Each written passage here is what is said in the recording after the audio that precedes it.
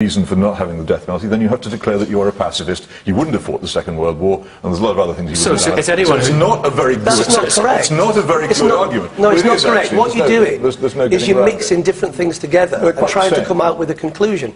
I don't actually agree that we should go to these wars, but that's a separate matter. What we're talking about... Excuse me. You missed my point already, because I have to... What I'm talking about... This argument is had so many times, and it so often dries into the sand because people don't listen to what the other one's saying. What we're talking about is a judicial system... Let him just set the point out, then I come back to you. If you're going to argue that the death penalty is never justified at all, then that's one thing, then you can argue that.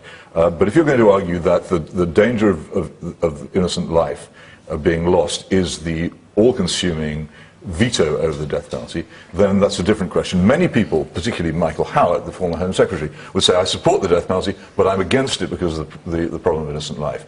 And what I'm pointing out is that as an argument means that you're therefore also unable to adopt all kinds of other policies which most people would see as desirable. So, but you can't, if that's your argument, then you have to abandon a lot of other things. But you, Manas as well. You're a criminal barrister, but you're both Christians. Surely the death penalty is vetoed by the fact that you're holding out the possibility of redemption for somebody, for a soul ultimately to be saved. Well, surely that's the point. That should argue against your position. No, it doesn't. It's the opposite. It concentrates the mind, because if you know you are going to face a higher court, and I think we have to remember that originally the basis for the death penalty came Noah's Ark. I guess some people like James won't accept Noah's Ark, but when he came out, we still have a rainbow, of course.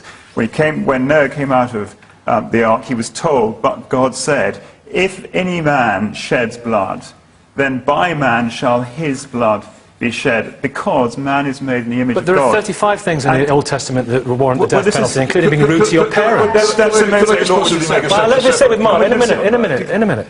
That's the Mosaic law, which is separate, which was set aside by Christ in his death on the cross for us. Let me ask you something. We now have a church and not a nation. It's in the Bible, it's in Genesis, as you say, any man who sheds the blood of another. Let me ask you something then. If you believe that Jesus would have supported the death penalty, do you think that Jesus Christ, who preached love and forgiveness, would have been capable, yes or no, of pulling the lever?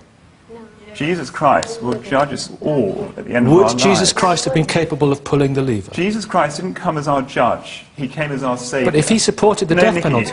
Nicky, I do understand, but he suffered the death penalty for us. When he came in the New Testament, he said, I've done away with an eye for an eye, he said. Love your enemies, he said. He also said he and as a Christian, the Bible for your own gain. Absolutely, absolutely.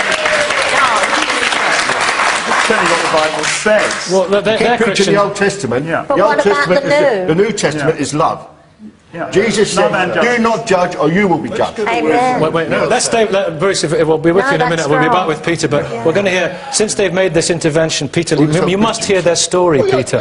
You must hear their story. Listen. You lost your son, Chris, 11 years ago. Our son was murdered by a gang 11 years ago.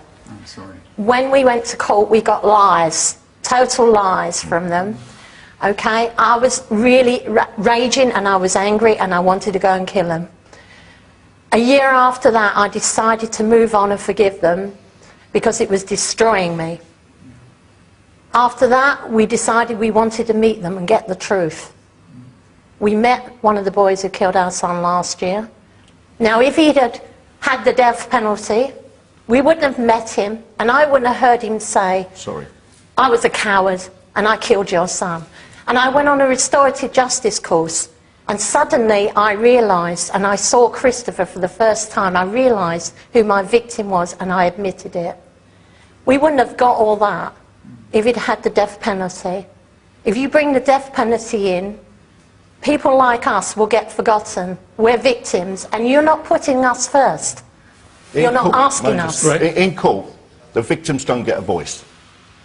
For the past 8 years now, we've been going around prisons and schools teaching restorative justice. We have seen a lot of people change.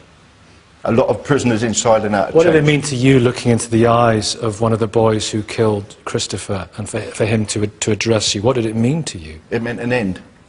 It meant a move on. We were able to move on. Peter, just in a minute. I'm so sorry to have interrupted you earlier. No. I have a very simple point here. You can't apologize to a dead person. You can apologize to the relatives of a dead person. You can apologize. I can't. Not speaking for you. I'm not speaking. I'm not attempting. I didn't interrupt you. Please don't interrupt me. I'm not attempting to speak for you. I'm attempting to speak for a law-governed society in which the taking of life is the single most serious crime, and against which there must be some defense. If people can take another life and get away with it, as they do in our society, increasingly they're not even charged with murder, they're charged with manslaughter and convicted of it, and they're out on the streets within a few years.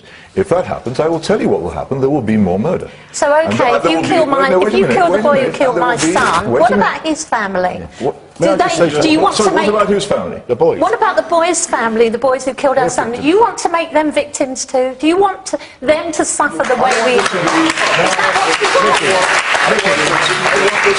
I want this to be justice. I want there to be justice. Justice is served by the law. I want there to be protection for innocent life in our society. We'll speak to Michael. I'll have you on in a minute, but James is desperate to come in, and then you're next, if I can form an orderly queue. I think Peter is doing our work for us. But first of all, he says you can't apologise to a dead person, and yet at the same time contends that incidences of killing innocent people by accident shouldn't be a fly in the ointment of his support for state-sanctioned murder. You can't say sorry to someone who's been executed despite being innocent, Peter. And your command, hang on, you're very fond of reminding other people not to interrupt. Let him finish, Peter. I'm concerned about innocent Let him death. finish, Peter, On the please. contrary, I wish to prevent it. Okay, James. And secondly, the parallel with war. I think any court of law, any justice system I'm aware of, recognises self-defence. So for you to equate state-sanctioned murder of someone who's already been captured and convicted with a nation seeking to repel Nazism or combat the excesses of Slobodan Milosevic is an argument so fatuous that, frankly, it's beneath you. Well, listen to Michael's story as well. Then with any care in that case is all I can say. Michael, you were in prison for a murder. You didn't do it. You were there for 11 years. I did 11 years and 43 days because dishonest people, including people in authority, decided they were going to use me as an scapegoat for a crime I didn't do. Now, Mr. Flynn knows about my case and whatever, and I would have been executed if you would have had your way. The Birmingham 6, the Guildford 4. Where's it going to stop? All right. May I answer that in that case? The abolition of the death penalty has cheapened the trial of murder in this country. How? Well, how? Very simply. Have you ever sat on a jury? How much more seriously do you take a trial where your verdict can send someone to the gallows than when not? How much more serious? Look,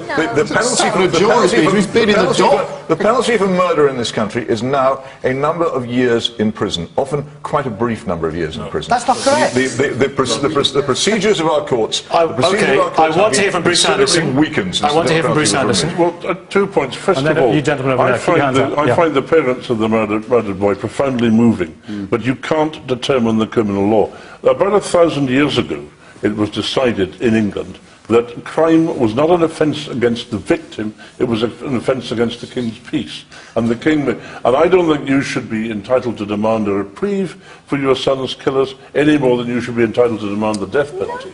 There is an argument that if we hanged a few of the worst murderers every year, where there would be no doubt, and I'm sure it probably wouldn't have included a few of the worst murderers every year, the public demand for vengeance, which I think is not an unhealthy demand, would be satiated, and actually we could be far more merciful to the generality of murderers.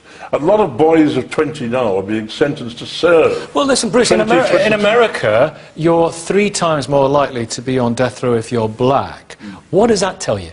It may tell you that there's either blacks commit more crimes or there's something wrong with the American system of justice. But it's not an analogy here. It's not an analogy here. The fact is, our system is a much more civilised one, I think, than Is it a more civilised system, Michael? It's not, and I think that's when I come in. When you look at criminal justice and the victims of wrongful convictions, what you see is the same kind of demographic you see working class people, ethnic minority people. I want to say one final thing, though, to this. You talk about people getting short prison sentences.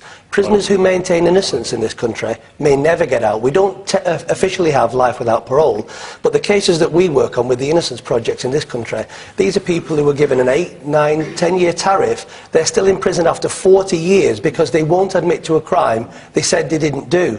Because you say that you care about innocent people in prison, but what do you actually do? You have to be alive to the reality of the numbers of innocent people in prison before you can even do anything about it. You're heartless and you're immoral. I make no personal attack upon you, and I think you should probably do the same for me. I accept that your motives are good. You should accept that mine are as well. No. What I am you don't accept his motives are good. No, because he's paying lip service. He's saying what he knows he has to say. But actually, when you... He believes it. He doesn't believe it because he's not prepared to do anything about it. To blandly say, I care about the innocent, but then just say we should have the death penalty, it doesn't. The two things don't fit together. Listen, in any case, you obviously have little idea what I think, and haven't read my book on the subject, so you're just shooting off arrows in the dark against what I think without